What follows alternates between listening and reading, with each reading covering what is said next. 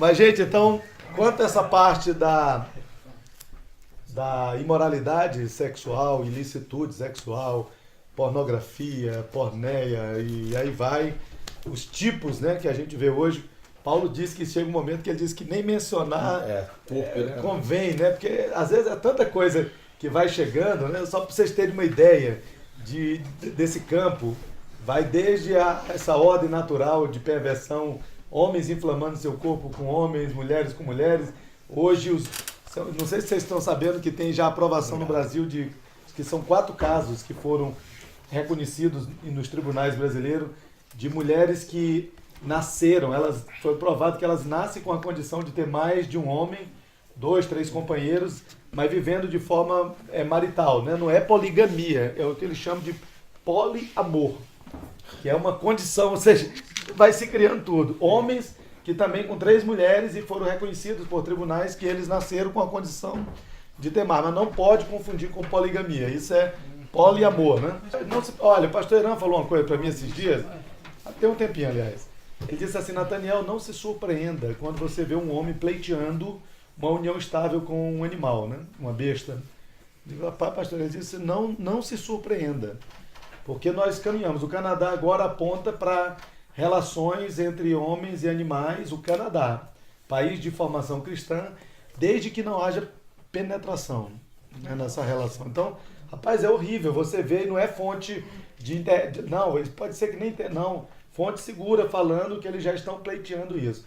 Questão de abuso de criança, questão de pedofilia, já tem países da Europa colocando que quando ela é iniciada pelos responsáveis, por pais, é importante, não no sentido, mas para tocar as partes erógenas da criança, para que elas descubram o seu corpo, elas entendam que isso não é abuso, mas é para essas crianças aprenderem a descobrir o seu corpo e tudo. Então, gente, olha, Romanos, quando você continua lendo 2, ele diz assim que eles não só praticam essas coisas abomináveis, mas eles se tornaram mestres, ou seja, são professores ensinando. Então, é uma coisa que parece que esse tempo, eu não estou falando que a gente tem uma tendência de botar o nosso tempo como o pior, né? Mas se a gente fosse na Grécia, que Paulo viu, em Corinto, muitas coisas. Então as pessoas às vezes dizem assim, poxa, você é evangélico, eu acho que isso é novo. Não, o homossexualismo é tão antigo quanto a queda do homem. Foi só uma questão de tempo. A primeira surra que teve, a primeira poligamia que teve, e aí vai os níveis que vão ocorrendo. E a Grécia, nos tempos de Paulo, expressa bem isso, né? Para essa degradação toda, a gente sabe que tem uma palavra para curar isso, que chama arrependimento. Ou seja, uma mudança de 180 graus, ou seja, mudança de mente, mudança de coração. Foi o que aconteceu. Nós estávamos nessa espiral também.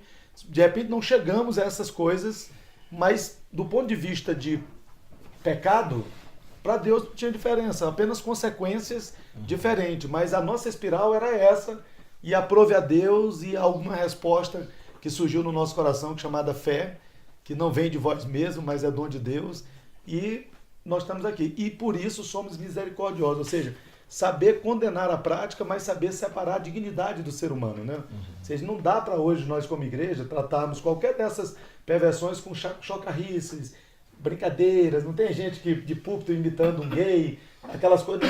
Nós não precisamos entrar nessa grosseria, apenas colocar como tal e entender que ali há um ser humano e que a gente precisa fazer uma separação, jogar uma água fora, mas tendo cuidado que tem um bebê dentro dessa banheira. Não é fácil, viu? Porque tem hora que dá vontade de jogar tudo fora, né? Mas não fizeram assim com a gente, né? Alguém teve a capacidade em Deus de separar o Nathaniel, a dignidade humana que ele ainda tinha, mesmo morto em pecados e delitos, das minhas práticas. E o evangelho chegou à minha vida por meio da pregação, e nós vamos continuar fazendo assim. E eu acredito que o que nós estamos vivendo aqui hoje é isso que Deus quer fazer, uma revolução silenciosa. Às vezes a gente pensa que é o maior especialista, a gente imagina que é uma bancada evangélica daquelas para dar jeito aí nas leis. Não estou dizendo que não possa ter bons deputados que possam fazer a sua parte e não ser parte desse escândalo que nós estamos vendo, mas ainda que tenha, mas não é esse o método de Deus, o modo de operar. O método, o instrumento de Deus é o homem redimido. Houve um homem de nome João Batista, né, que fez uma diferença. Então, cada época Deus vai levantando homens como eu, como você, singelos, simples, mas que buscaram e buscam a face de Deus. E daí pode ter coisas extraordinárias. Exemplo, Jonathan Edwards, novo, assumiu a igreja do avô, 17 anos, de repente foi um dos maiores avivamentos, que todo mundo lê, de quebrantamento, uma Europa vivendo em pecados, né? Ele Estados Unidos, aliás, em pecados, e de repente pessoas uivando, gritando, se arrependendo, produzido pelo Espírito, mas a partir de um homem que resolveu não se amoldar àquele esquema que estava ali, sentiu um quebrantamento, sentiu as mazelas do povo, ele sentiu como dele. Isso é uma coisa que, para vir um avivamento, você não pode só olhar nos outros, você sente parte dessas mazelas. Um exemplo é Isaías, quando é chamado e ele diz, ai de mim, que vou perecer, porque eu habito no meio de um povo de quê? Impuros lábios. E aí o anjo vem e toca. Então, é uma coisa, existe uma participação nossa, mas existe uma ação poderosa de Deus. Não me pergunte como é que funciona isso. A gente sabe que experimenta, né? Vem uma ação de Deus. Mas existe uma inadequação. Quantos, eu acredito, todos aqui estão se sentindo inadequados com o que está acontecendo em volta da gente? Eu não acredito que tem alguém que se reúne numa célula, que vai a uma celebração, que louva a Deus e tudo, e pode dizer, não, meu irmão, é assim mesmo, é a cultura. Não, está todo mundo inconformado. E não só a gente, viu, gente? As pedras estão clamando. Né? A gente vê muita gente que não está satisfeita com o que está acontecendo, que está assim, ó. Só que eles não têm esse instrumento, as armas que nós temos, para poder fazer frente a esses levantes. Porque isso aí não é ser humano. É uma força espiritual agindo, né? Ou seja, principados e potestades, que assim como a gente é usado por Deus, Satanás também tem os seus instrumentos que ele usa, filósofos, raciocínios, pensamentos, e isso vai alcançando as academias, as universidades, as escolas, cai na mídia, na grande mídia, e daqui a pouco aquilo que parecia só um ambiente universitário passa agora a ser parte da vida cotidiana, né? E aí chega a esse grau que nós estamos vendo, né? E aí quem pode fazer algo? Deus. De onde me virá o socorro, Senhor? Então vem, não tem jeito, é graça. Tem que vir dele. Agora cabe a nós fazermos o que nós estamos fazendo aqui, reunidos, entendendo que em nós mesmos não temos os recursos, mas nele nós temos todo o recurso, não só para ter misericórdia de nós, mudar a nossa sorte como homens, um homem da casa, né? Como marido, como pais, e também ajudar essa sociedade, gente. É uma operação de resgate, salvar o máximo de pessoas que estão perdidas. Olha, eu encontro professores hoje, que eu opero muitas professoras, ela diz, doutor, eu não estou vendo a hora de me aposentar. Ninguém está mais conseguindo lidar com as situações que estão chegando dentro da escola. Não tem pais presentes, não tem... E antes tinha um professor que ainda direcionava, e hoje eles afrontam, dava criança mais de 11 anos, 12 anos, e hoje eles podem fazer mudança do nome social, não sei se vocês sabem disso. Qualquer garoto ou garota, a partir dos 12 anos, sem autorização dos pais, como se sentir, pode ir lá e dizer, não mudar o documento, o registro, mas o nome social da escola, eu quero ser chamada de Carla, se é o Carlos. E os professores estão assim lá em Brasília, porque são portarias que estão sendo colocadas, e aí daquele que se levantar. Minha esposa é enfermeira, trabalha num posto de saúde, onde não só a camisinha, como fosse uma balinha, fica ali para que, passando pelo posto, pode ir lá e pegar as suas camisinhas. Passando pelo posto, você não precisa mais de autorização de um enfermeiro ou médico, pode tomar a pílula do dia seguinte, também já está autorizada. E passando pelo posto de saúde, você que é garoto ou garoto pode tomar a sua vacina anti-HPV, que para muitos diz, mas pastor, você tem alguma proibição? Não é proibição. Mas você que tem um filho adolescente, explique por que o governo está fazendo essa campanha toda do HPV. Eu não estou dizendo que você é livre para fazer ou não, mas você pelo menos tem que sentar com sua filha e dizer, filha, nós vamos fazer essa vacina, porque a gente não sabe amanhã se ela vai casar com um rapaz que converteu a Cristo, mas que de repente vinha de uma vida promíscua, como eu vim. Ou não. Aí cabe a você lidar diretamente com o seu filho adolescente, mas explicar que um principal motivo dessa campanha é uma campanha de liberação sexual mais precoce possível. Quem foi que falou que as meninas de 12, 13 anos falam? Foi ali, professor, o Vitor. Falou desse caso lá, que as meninas... E ele fala de virgindade, quando casou. Não acredito, que mundo era esse? Tudo. Então, e não são os meninos, gente, são as meninas, né? Óbvio que elas estão... Olha, lá em Brasília está rolando uma coisa que meus colegas estão pasmos. Soares, que eles me chamam, você é pastor, Rapaz, o que a gente faz? Minha filha veio com tal, pai, uma moda que está dentro das escolas particulares. Né? Mas o público já está perdido aí há muito tempo. Mas em escolas particulares, chama Total Flex. O que é isso? O carro não é flex, pode ser gasolina ou álcool. Meninas e meninos, meninas beijando menina, menina beijando menino, e virou entre eles um modismo de beijo independente, experimentando, e chama Total Flex essa última tendência entre os adolescentes. Então você olha, aí tu diz, graças a Deus que meu filho, minha filha está numa escola confessional, estudo no Colégio Batista. Engano. Colégio Batista, que eu agradeço, porque tem valores, né, Roger? A gente vê coisas de líderes, pastores, que têm seus filhos com bebida, uísque dentro da sacola, e as coisas estão correndo. Então, por favor, irmãos, não terceirize. A educação cristã, ela é um papel fundamental para a educação dos filhos, dos pais. Deus nunca negociou. Lá em Deuteronômio 6, Deus fala em alto bom som através de Moisés, ouve, ó Israel. Ou seja, hoje, quem é Israel aqui? Nós somos Israel. O que vocês ouvirem, guardem em seus corações e transmitam aos seus filhos, andando no caminho, ao dormir, ao levantar. Ou seja, não tem espaço para terceirização. Nem para a escola confessional, ou qualquer outra escola, nem para a igreja, instituição, e muito menos agora para essa coisa chamada internet, que às vezes você deixa lá e vai se perdendo ali 3, 4 horas uma criança. Bill Gates, agora recente, um tempo deu uma entrevista que ele disse que ele, um cara que foi, vamos botar aí, um dos fundadores da coisa, e ele disse dos perigos da internet, né? Eu li a matéria, fiquei assim, falei, gente, quem está mexendo, né? E como que ele foi lidar com os filhos, lidando com esse instrumento, que é bom, mas do mesmo jeito que é uma banda que pode trazer coisas boas, pode ser uma banda podre, trazendo as coisas mais perversas, como essa de criança em tenra idade, num grupinho, vendo coisas absurdas, né? Então nós vamos agora, gente, diante da idolatria, eu quero trazer para vocês, para mim também aqui, como que esse homem da casa, tá falando de mim e de você, que quer agradar a Deus, que busca agradar a Deus diante dos desafios, tantos que a gente falou hoje, diante das demandas da nossa contemporaneidade, do nosso tempo, nós não podemos deixar de entender o espírito dos nossos dias. Até para a gente poder saber como fazer uma batalha adequada. Mas também não dá para a gente ficar estudando demais. O que é pós-modernidade? É isso, e a gente fala, e às vezes a gente não recorre para o principal fundamento para fazer dissipar todas essas coisas. Então, nós vamos tratar de como agradar a Deus diante desses desafios que nós já falamos, uma pequena amostra aqui, e as demandas dos nossos dias. Ok? Então, nós vamos falar aqui um pouquinho da primeira coisa. Qualquer mudança, vamos dizer lá no homem ao máximo, é isso? Mudança só é mudança quando muda alguma coisa, né? Porque aí fala tanto de mudança, e aí parece que a gente tem uma tendência de verbalizar, de filosofar, e a gente não tem o que o Mateus diz. Beleza, vamos orar, mas cadê as ações pertinentes? Cadê os passos? Né? A oração prática, né? De orar, né? De orar, né?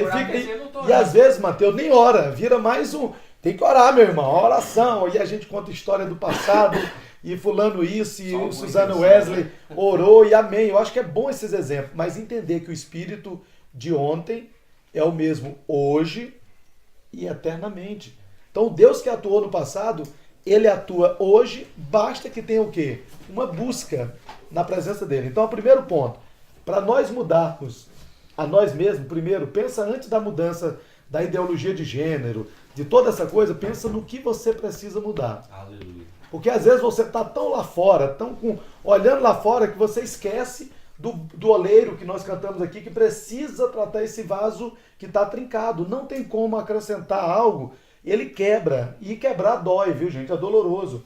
Mas nós temos que descer, humilhar, para ir lá na olaria e Deus fazer esse trabalho. Então, o primeiro ponto é reconhecer a nossa condição. E aí o Rogério colocou alguns pontos aqui, que fica uma pergunta que você vai responder aí no teu coração.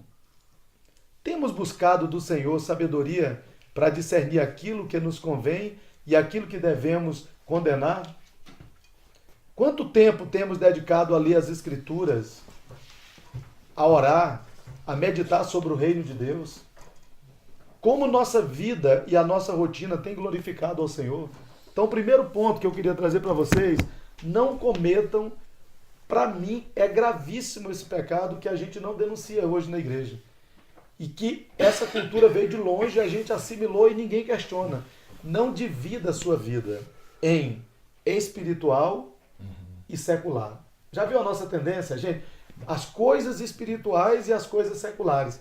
Vocês acham que tem alguma separação para Deus, olhando a gente, contemplando, meu filho, entre o que a gente faz num domingo, o que a gente está fazendo hoje aqui, de uma segunda-feira que a gente vai enfrentar? Vocês acham que a forma de Deus ver ou agir com seus filhos, ele vai separar? Não, no domingo eu tenho um critério para avaliá-los. Na célula eu tenho um critério, mas outros lugares são lugares seculares, não é um lugar que eu estou presente. Vocês acham que Deus vê assim, dessa maneira? Não mesmo. Não, mas vocês já viram que como a gente determina a nossa rotina separando atividades que são espirituais ou ditas sagradas de atividades ditas seculares, profanas, que são do dia a dia?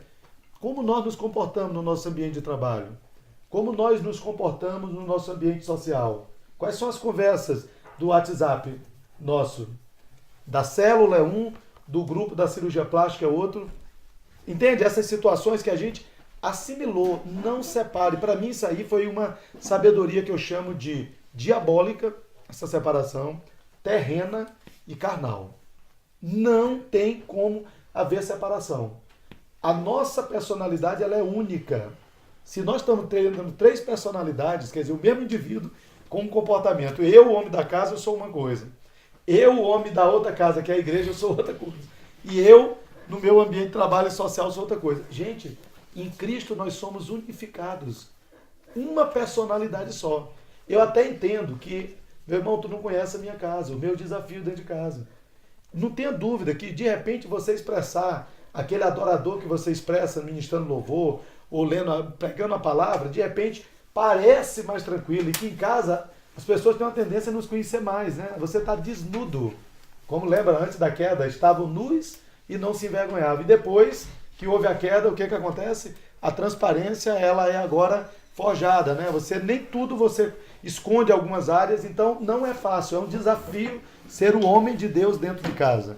Mas eu pergunto, você acha que Deus vai relativizar isso? Dizer, não, meu filho, eu vou atentar então para o foco teu na igreja extensa, como adorador. Mas aqui dentro de casa eu sei teus desafios e eu vou relativizar. O que vocês acham? Aonde vocês acham que mais vai haver a comunicação de um marido para uma esposa ou de um pai para um filho que vai trazer transformação ou vai ter grande influência na vida dele? Em que ambiente que esses filhos ou essa esposa vai colher mais e ser mais desafiada a buscar a Deus? Aonde? No dia a dia, mas dentro de casa. Então eu te pergunto, vamos para o primeiro ponto. Como é que está esse homem de Deus na sua casa? Será que teus filhos têm contemplado você orando? Vida de oração. Não pegadinha, para dizer, eu vou me ajoelhar, filho, aí, deixa ele me ver. Você finge aos filhos, mas Deus está te vendo. Gente, olha, uma das coisas que eu falei ontem, pastor Irã, foi ver meus pais. Quantas vezes acordava, estavam meus pais de joelho orando e eles nunca tiveram casados para sempre, essa ferramenta. Orando juntos como casal. Não tiveram. Amém por essa geração ter tido isso. Mike Merrill trazendo glória do matrimônio, uma riqueza que a gente tem hoje para todas as áreas da vida. E meus pais nunca tiveram, mas entenderam que há poder quando um homem se ajoelha, quando uma mulher se ajoelha e quando esses dois, homem e mulher, no casamento, como equipe de uma só carne, oram a Deus. Vocês acham que há poder? Quando um pai e uma mãe se colocam ali orando e coloca, pai, meu filho, pai, te recebeu, tem no coração dele o Senhor. Senhor, eu clamo por isso. Vocês acham que vai acontecer algo na vida desse filho mais cedo ou mais tarde? Vai. Então, primeiro ponto, esse homem da casa precisa entender que não adianta a gente vir para um final de semana, deixa celular, deixa tudo. Gente, vocês sabiam que só retiro, está provado, que até no mundo secular mexe com as pessoas quando elas desligam o celular e que se encontram para conversar, já tem um efeito poderoso. Mas nós, enquanto igreja, não podemos só ficar satisfeitos de ir para um encontro nacional do grão. Rapaz, lá foi uma benção. Que monte maravilhoso, hein, Roger? Dá vontade de construir uma tenda ali. Pastor Irã, vamos ficar mais dia. Mas tem a segunda-feira que está requerendo a gente. Então, não é só participar de um encontro de jovens, como teve em Brasília agora. Não é só participar de um encontro nacional e ter mais um diploma, fazer um Casados para Sempre e botar ele na parede. Eu não estou tirando o valor dessas coisas. Mas o que Deus quer é uma vida regular. É uma vida constante. Então, o que a gente vai fazer? Começar por nós, homens da casa, orando, e vai ao teu quarto em secreto, enquanto a religiosidade diz, ei, vem para as praças, ei, usa a trombeta para dizer que você está orando, mostra que tu pode, olha, faz o barulho com oferta que tu é isso, faz o jejum e mostra para os outros que tu... Não é isso que a religiosidade busca. A verdadeira religião, verdadeira comunhão com Deus diz, ei, vai em secreto, lá no teu quarto. Não tem ninguém filmando, e ali tem o teu Pai Celestial te olhando, e você vai orar a Ele, e Ele vai responder quem?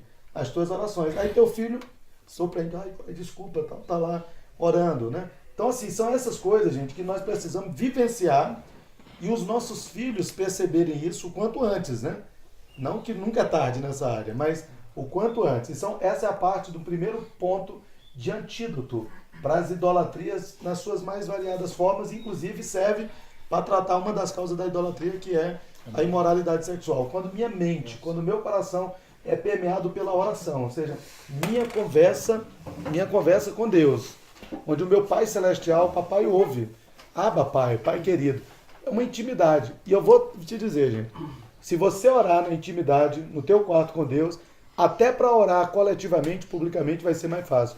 Porque hoje a gente está no meio, até lá eu falo de Brasília, que tem gente que fica, olha, pastor Nathaniel, ou irmão Nathaniel, mas eu gosto muito do Grão, mas o Grão é uma igreja muito boa de relacionamento, mas é uma igreja que ninguém ora, é uma igreja que não tem palavra.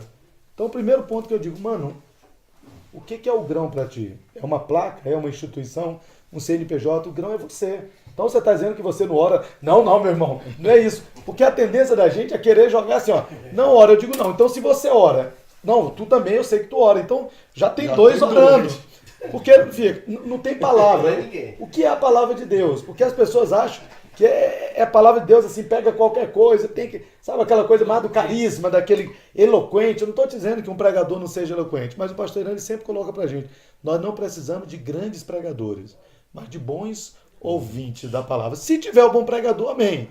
Mas o importante é receber aquela palavra da pessoa mais simples que você achar e tomar como palavra de Deus. E isso produz transformação. Então nós temos sim relacionamento com Deus uns com os outros no ministério, e nesse relacionamento com Deus, em adoração, nós oramos. E a nossa oração, o foco principal, é buscar Deus no secreto. Amém. E se esse secreto sou eu, ele convida a minha esposa a fazer parte dessa oração regular. E ele convida o meu filho a fazer parte dessas orações. Pai, eu não vou. Filhão, vem cá, filho. Por que o papai está falando? Só por ser seu pai, filho. Olha, é tão prazeroso. E a gente vai começando daqui a pouco, nós vamos quebrando todos esses sofismas, fazendo cair por terra. E por quê? Porque nós temos, nossa casa é chamada de casa de oração. E não só como uma frase bonita, que às vezes a gente declara de público. Mas vamos tentar fazer isso. Eu quero para a minha vida isso.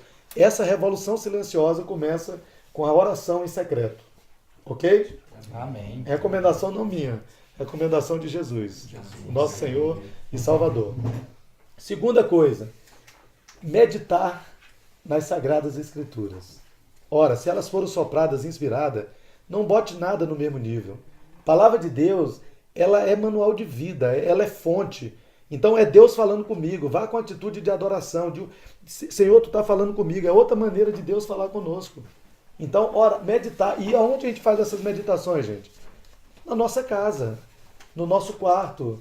Ou quem tem um ambiente mais como esse aqui, sai um pouco, leva a escritura, ora, medita. O que é meditar? Meditar é uma palavra que lembra, uma palavra meio pesada, de ruminar. Os ruminantes, eles, quando se alimentam, o que eles fazem?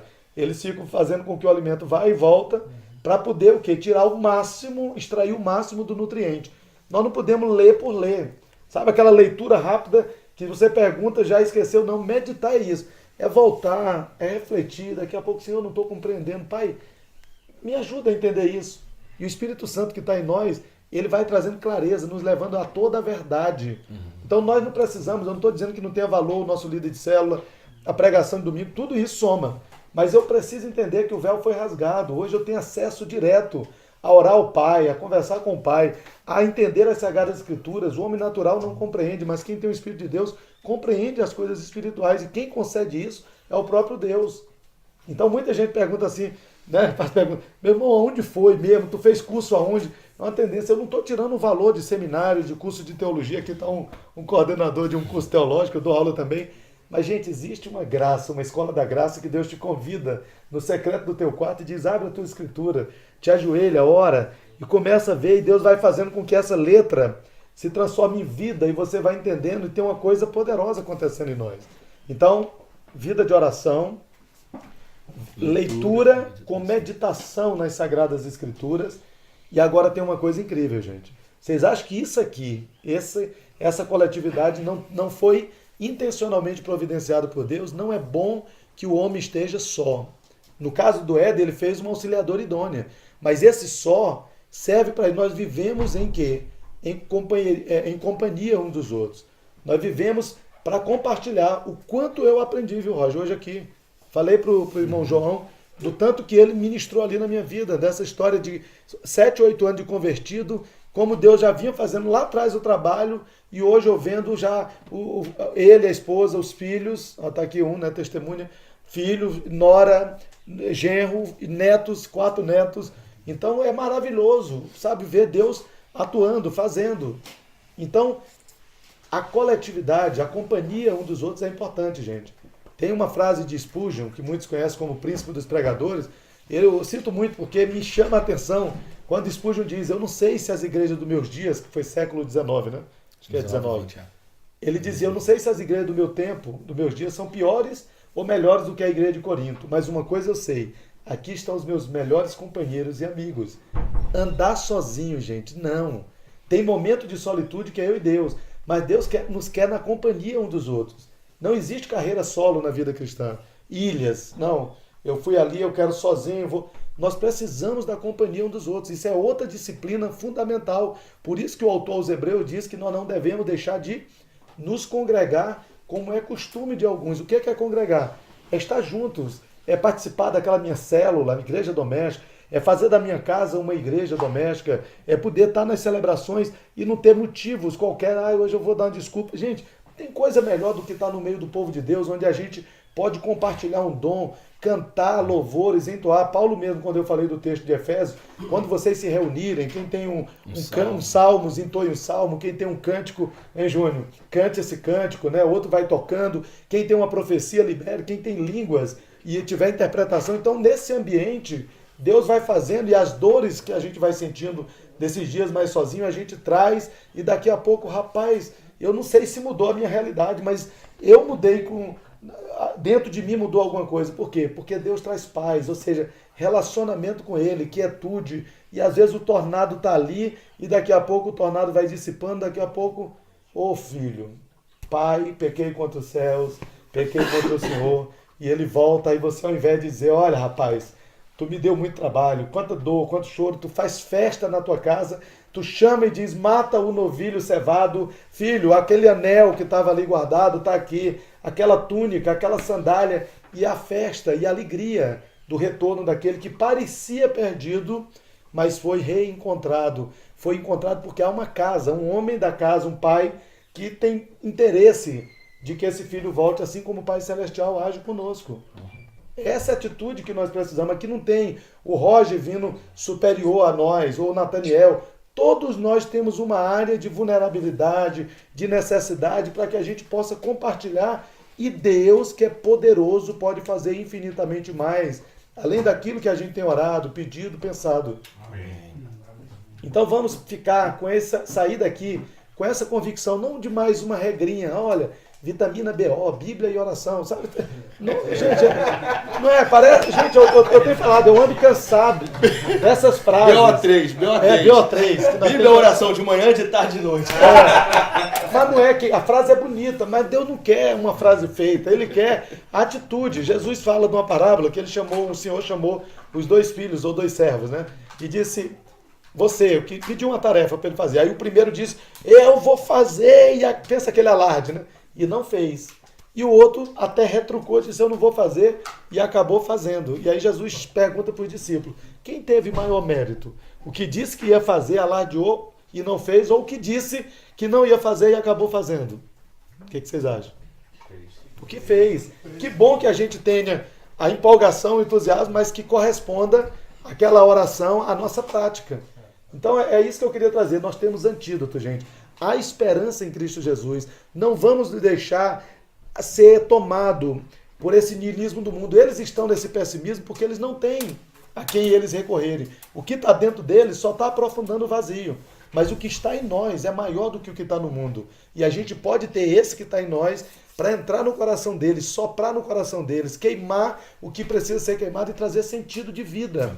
Assim nós vamos vencer a baleia azul, a baleia rosa, que são os programas aí que estavam levando gente ao suicídio. Eu vejo crente, meu irmão é o fim do mundo, o apocalipse. Gente, eu não gosto de frenesi no meio evangélico. Eu estou enjoado disso, porque meu irmão é o fim. Não, porque agora, sim, que Jesus esteja voltando, mas não para a gente ficar de braços cruzados. Que Jesus volte e eu vou continuar resgatando o máximo que puder nesse tempo que ainda nos resta. Então, que venha os tempos difíceis, sim, mas no meio do niilismo, no meio da apostasia, fala-se também que haverá uma grande colheita, um grande avivamento.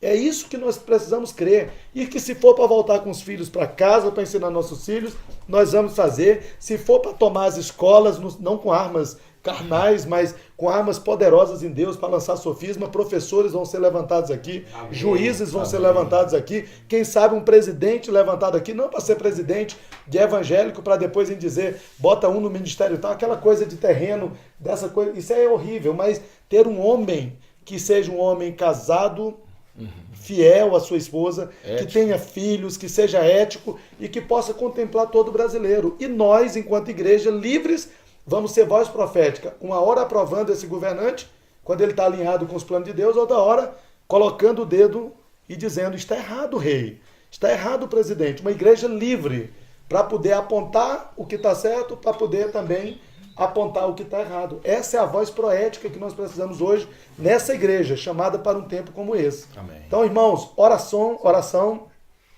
leitura e meditação, não como regra, mas sabendo que esse é um caminho que Jesus apontou, e uma vida de companheirismo, seja nos pequenos grupos ou nos ambientes mais extensos. Olha, se guardarmos isso, não tenha dúvida, nós teremos o antídoto contra a idolatria, o antídoto contra a imoralidade sexual e com todas as formas de pecado que já surgiram, que estão surgindo ou que ainda vão surgir ainda mais, porque maior é o que está em nós, amém, do que o que está no mundo. Deus abençoe a vida de vocês, as nossas vidas, e que faça aqui em Goiânia, faça lá em Brasília, faça nessa nação, e nós vamos ver os frutos desse trabalho que começa através de uma revolução silenciosa. O homem da casa, amém, o homem do quarto, amém, o homem que seu leito não é impuro, mas um homem que honra o casamento, e que vão honrar o casamento daqueles que estão entrando, se mantendo puro, preservando essa moça, ou esse rapaz para as moças, para que no tempo devido possa receber de Deus um momento maravilhoso, uma núpcia, dentro onde Deus vai ser testemunho desse momento. Se nós agirmos assim, não tenha dúvida, Roma não vai predominar. 3 séculos, 4 séculos depois, o Império Romano foi virado de cabeça para baixo, a igreja propagou, infelizmente parte dela, ou grande parte fez cooptação com o poder e deu no que deu, mas não teve império que sustentou o verdadeiro governo de Cristo, que é onde o governo está sobre os seus ombros, onde ele vai transformando, onde ele vai fazendo as estruturas de poder humano cair, ruir, porque ele não divide a glória dele com ninguém. E nós vamos continuar glorificando esse Deus, não vamos fazer aquilo que Paulo diz ao Romano, não vamos, como é que a gente chama, Roger? Suprimir a verdade de Deus pela mentira, ou a justiça de Deus pela injustiça dos homens. Vamos estar na verdade. Uma mentira dita muitas vezes não se torna uma verdade. Ela pode passar por uma verdade nesse mundo, mas a verdade não se confunde. Mentira dita muitas vezes, como o diabo tem mentido, tem sido trazido como verdade. Não tem verdade na ideologia de gênero, não tem verdade no homossexualismo, não tem verdade no adultério, não tem verdade na idolatria. É uma mentira. E mesmo sendo repetida, ela jamais se tornará uma verdade. E nós, como povo de Deus, não vamos suprimir, mas vamos levantar essa tampa e deixar que a glória de Deus encha toda a nossa cidade, encha toda a sociedade, essa nação. Vamos juntos, gente? Em nome de Jesus. Amém.